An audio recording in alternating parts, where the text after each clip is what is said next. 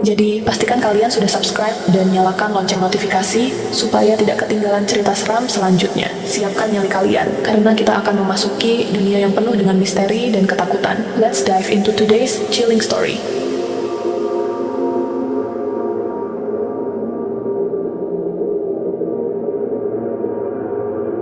Di sebuah desa terpencil bernama Bukit Angker, terdapat sebuah legenda yang telah menghantui warga selama puluhan tahun. Legenda itu tentang arwah seorang wanita bernama Sari yang konon gentayangan karena kematian tragis yang menimpanya. Awal mula kehidupan Sari adalah seorang gadis cantik yang dikenal penduduk desa karena keramahannya. Ia tinggal bersama ayahnya yang bekerja sebagai petani. Ibunya telah meninggal sejak ia kecil. Walaupun hidup sederhana, Sari selalu bersyukur dan dikenal memiliki suara merdu yang sering ia lantunkan saat bekerja di sawah.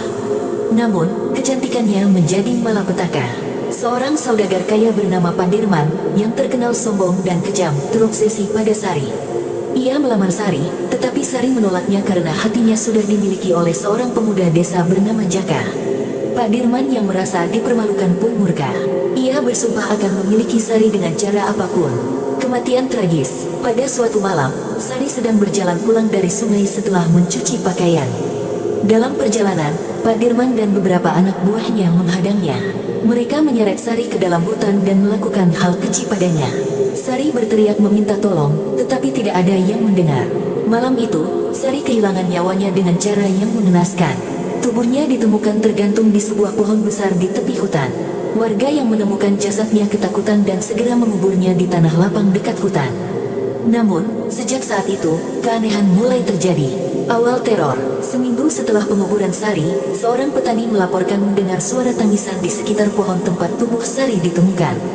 Ketika ia mendekat, ia melihat sosok wanita berpakaian putih dengan rambut panjang menutupi wajahnya. Sosok itu melayang-layang sambil menangis dan memanggil-manggil nama Jaka. Kabar ini menyebar cepat, membuat warga takut keluar rumah setelah matahari terbenam. Setiap malam, ada saja yang mendengar suara langkah kaki atau ketukan pintu yang diikuti tawa menyeramkan. Ada pula warga yang mengaku melihat bayangan hitam melintas di depan rumah mereka. Puncak teror, Pak Dirman menjadi salah satu korban teror paling mengerikan. Suatu malam, ia ditemukan tewas di rumahnya dengan mata melotot dan mulut terbuka lebar, seolah-olah melihat sesuatu yang sangat menakutkan. Tubuhnya dipenuhi goresan seperti cakaran. Sebelum kematiannya, Pak Dirman sempat mengatakan kepada seseorang bahwa ia melihat Sari berdiri di ujung tempat tidurnya, menatapnya dengan tatapan penuh dendam. Setelah kematian Pak Dirman, teror semakin menjadi. Warga mulai mengadakan ritual untuk menenangkan arwah Sari. Mereka mendatangkan seorang dukun terkenal dari desa sebelah, Mbah Wiryo, yang dikenal mampu berkomunikasi dengan roh. Pengungkapan kisah tragis. Dalam ritual itu, Mbah Wiryo mengungkapkan bahwa Sari tidak bisa tenang karena ia meninggal dengan dendam yang begitu besar. Ia ingin keadilan atas apa yang dilakukan Pak Dirman dan anak buahnya. Namun, karena Pak Dirman sudah mati, dendam itu belum sepenuhnya terbalas. Selain itu, Sari merasa kesepian. Ia masih mencari Jaka, yang ternyata meninggalkan desa setelah kematian Sari karena merasa bersalah tidak bisa melindunginya. Penyelesaian, Mbah Wiryo meminta warga untuk mencari Jaka dan membawanya kembali ke desa. Setelah pencarian panjang, Jaka akhirnya ditemukan di kota. Ia telah menjadi seorang pedagang kecil, tetapi hidupnya penuh penyesalan. Ketika mendengar tentang arwah Sari, Jaka memutuskan kembali ke desa untuk meminta maaf dan membantu menenangkan arwah Sari. Pada malam purnama, Mbah Wiryo memimpin sebuah ritual besar di makam Sari. Jaka diminta untuk meminta maaf dan mengucapkan perpisahan kepada Sari. Malam itu, suara tangisan terdengar begitu jelas, tetapi perlahan menghilang seiring doa-doa yang dilantunkan. Warga percaya bahwa Sari akhirnya bisa beristirahat dengan tenang. Akhir kisah, setelah ritual itu, teror di Bukit Angker berhenti. Namun, warga desa tetap memperlakukan tempat itu dengan hormat. Setiap tahunnya, mereka mengadakan doa bersama di makam Sari untuk mengenang tragedi tersebut dan sebagai pengingat untuk selalu menjaga kebaikan. Meski demikian, beberapa orang mengaku masih melihat bayangan wanita berbaju putih di sekitar hutan. Namun, kali ini, ia tidak lagi menakutkan, hanya seperti seorang wanita yang tersenyum, mengucapkan selamat tinggal. Setelah ritual pemanggilan arwah yang dipimpin oleh Mbah Wiryo, desa Bukit Angker kembali tenteram. Warga tidak lagi mendengar suara tangisan di malam hari, dan sosok perempuan berbaju putih yang sering muncul di hutan pun menghilang. Namun, ketenangan itu hanya bertahan selama beberapa bulan. Suatu malam, seorang pemuda bernama Arman yang baru saja pindah ke desa mengalami kejadian aneh. Saat ia pulang dari sawah setelah bekerja hingga larut, ia melihat seorang wanita duduk di bawah pohon besar di tepi hutan. Wanita itu mengenakan pakaian putih panjang, rambutnya terurai menutupi wajah. Penasaran, Arman mendekatinya dan bertanya, "Mbak, sedang apa di sini sendirian?" Wanita itu tidak menjawab. Perlahan, ia mengangkat wajahnya. Saat cahaya bulan menerangi wajahnya, Arman tersentak. Wajah wanita itu pucat, matanya kosong, dan bibirnya berlumuran darah. Sebelum sempat berteriak, wanita itu menghilang begitu saja. Arman pulang dengan tubuh gemetar dan demam tinggi selama 3 hari. Setelah sadar, ia menceritakan apa yang dilihatnya kepada warga. Kejadian itu membuat warga kembali ketakutan. Mereka menyadari bahwa arwah Sari belum sepenuhnya pergi. Teror kembali menghantui. Setelah peristiwa Arman, kejadian aneh kembali terjadi. Pintu rumah warga diketuk di tengah malam, tetapi saat dibuka, tidak ada siapapun. Beberapa orang yang melewati hutan mengaku mendengar suara wanita menangis, disertai bisikan yang memanggil nama Jaka. Puncaknya terjadi pada seorang perempuan bernama Wati, istri dari kepala desa. Saat sedang mencuci pakaian di sungai, Wati merasa ada yang memperhatikannya. Ketika menoleh, ia melihat bayangan putih di seberang sungai. Bayangan itu tiba-tiba bergerak mendekat dengan sangat cepat. Wati berteriak ketakutan dan pingsan di tempat. Warga segera mengundang Mbah Wiryo kembali ke desa. Setelah melakukan ritual, Mbah Wiryo berkata, "Sari masih belum pergi. Ada sesuatu yang masih menahannya di dunia ini. Rahasia kelam yang terkuat." Mbah Wiryo kemudian meminta izin kepada kepala desa untuk menggali kembali makam Sari. Awalnya warga ragu, tetapi karena kejadian semakin mengerikan, akhirnya mereka setuju. Saat penggalian dilakukan, sesuatu yang mengejutkan terjadi. Peti mati Sari masih utuh, tetapi kain kafannya basah seperti habis disiram darah. Mbah Wiryo segera melakukan ritual untuk berkomunikasi dengan arwah Sari. Dalam ritual itu, arwah Sari menampakkan dirinya. Dengan suara yang lirih namun penuh amarah, ia berkata, "Aku belum bisa pergi, aku tidak mati sendirian." Warga tercengang. Mereka mulai bertanya-tanya apa maksud dari ucapan Sari. Setelah diselidiki lebih lanjut, terungkap bahwa selain Sari, ada korban lain yang ikut terbunuh malam itu, seorang gadis kecil bernama Rina, adik sepupu Sari yang kebetulan melihat kejadian tragis itu. Untuk menutupi perbuatannya, Pak Dirman juga membunuh Rina dan menguburnya jauh di dalam hutan. Arwah Sari tidak akan tenang sebelum adiknya ditemukan dan diberikan pemakaman yang layak.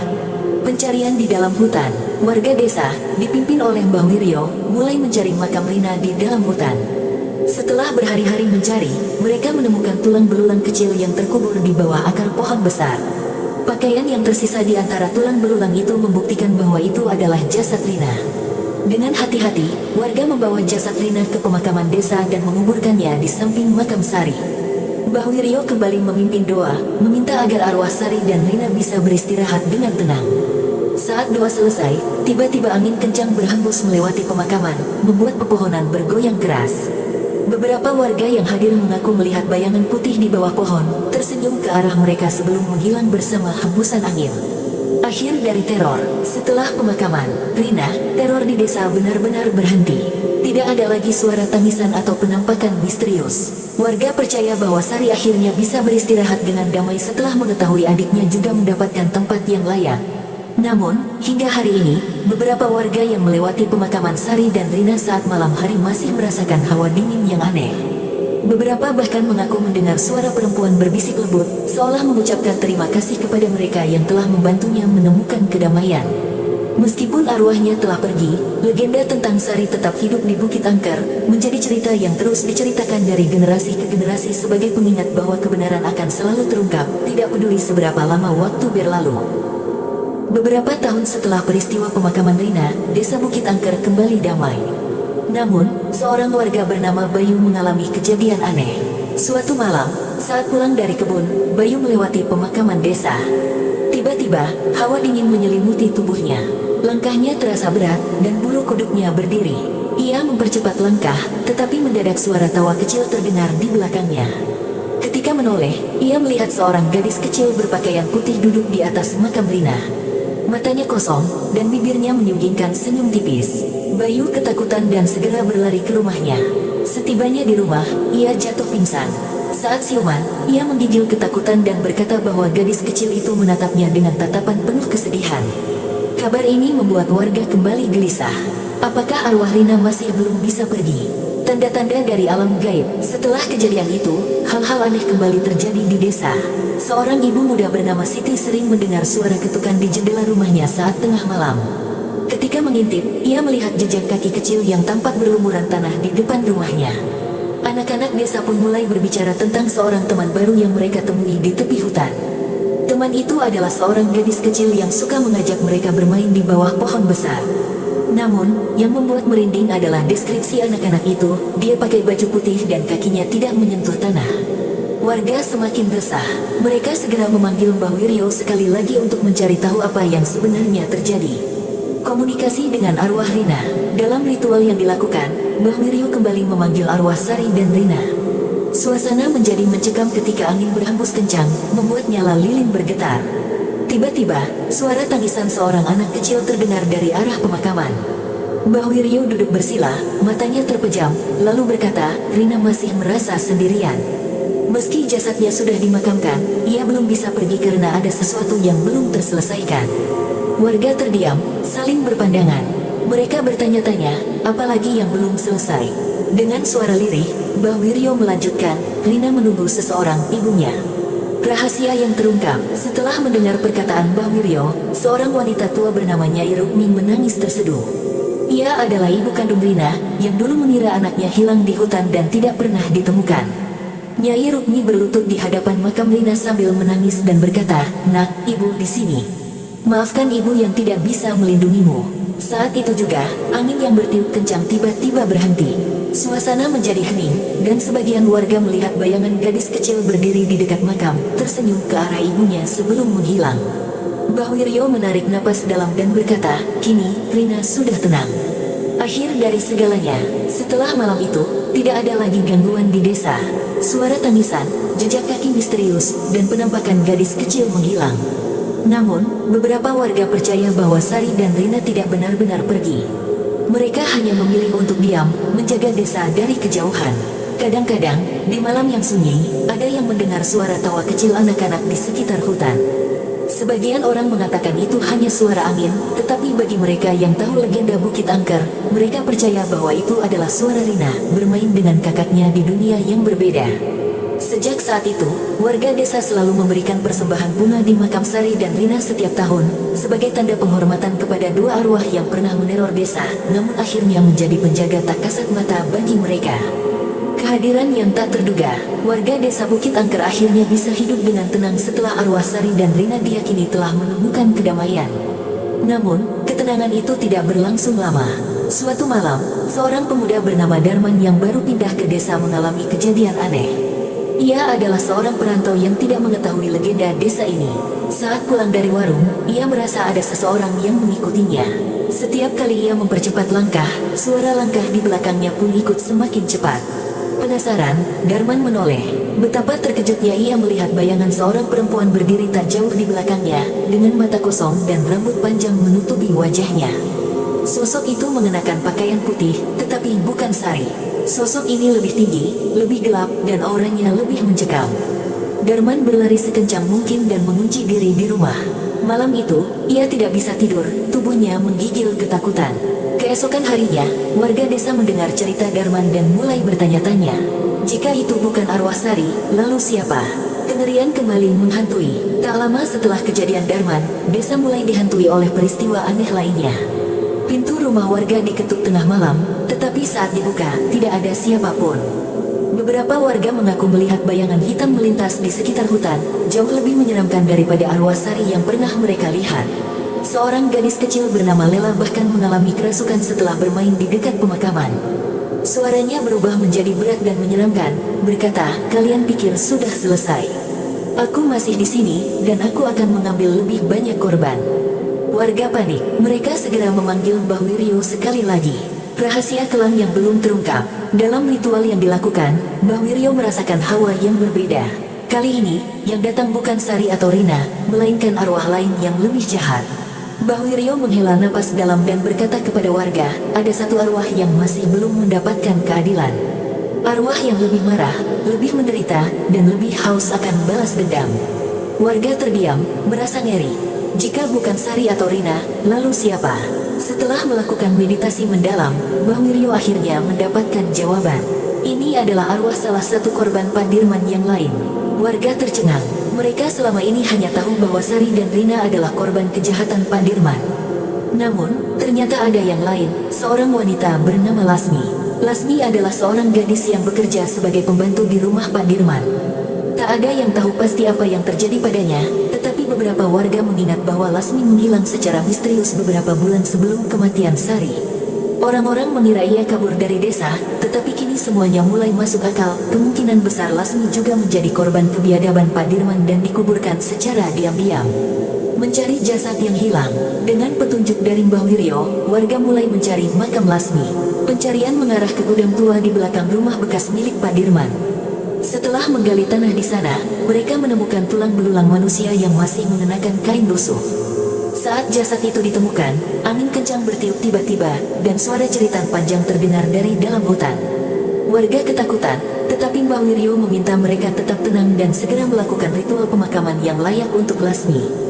Dalam ritual itu, arwah Lasmi menampakkan diri, sosoknya penuh luka, wajahnya dipenuhi kesedihan dan amarah. Ia menatap warga sebelum akhirnya berbisik, "Akhirnya, aku ditemukan." Kemudian, tubuhnya memudar, menyatu dengan angin malam. Akhir dari teror. Setelah pemakaman Lasmi, gangguan di desa mulai mereda. Tidak ada lagi suara langkah di malam hari, tidak ada lagi pintu yang diketuk tanpa alasan. Warga percaya bahwa arwah Lasmi akhirnya bisa beristirahat setelah bertahun-tahun terkubur tanpa nama. Namun, meskipun semua arwah telah pergi, kisah Bukit Angker tetap menjadi legenda. Beberapa orang yang melewati rumah tua Pak Dirman di malam hari masih merasakan hawa dingin yang menusuk. Ada yang mengaku mendengar bisikan halus, seolah-olah masih ada sesuatu yang tertinggal. Warga desa pun akhirnya mengambil keputusan besar. Mereka merobohkan rumah tua Pak Dirman dan membangun tempat ibadah di atasnya sebagai simbol pembersihan dosa yang pernah terjadi di sana. Kini, desa Bukit Angker hidup dalam kedamaian. Namun, bagi mereka yang percaya pada dunia gaib, ada satu hal yang pasti, roh yang terluka tidak akan pernah benar-benar pergi. Mereka hanya menunggu waktu untuk kembali. Terima kasih telah mendengarkan cerita seram dan horor di channel YouTube saya, Kamil Story. Semoga Anda terhibur dan merasakan kengerian yang mendebarkan dari setiap kisah yang saya bagikan. Jangan lupa untuk like, komen, dan subscribe agar Anda tidak ketinggalan cerita seram berikutnya. Sampai jumpa di cerita seram selanjutnya.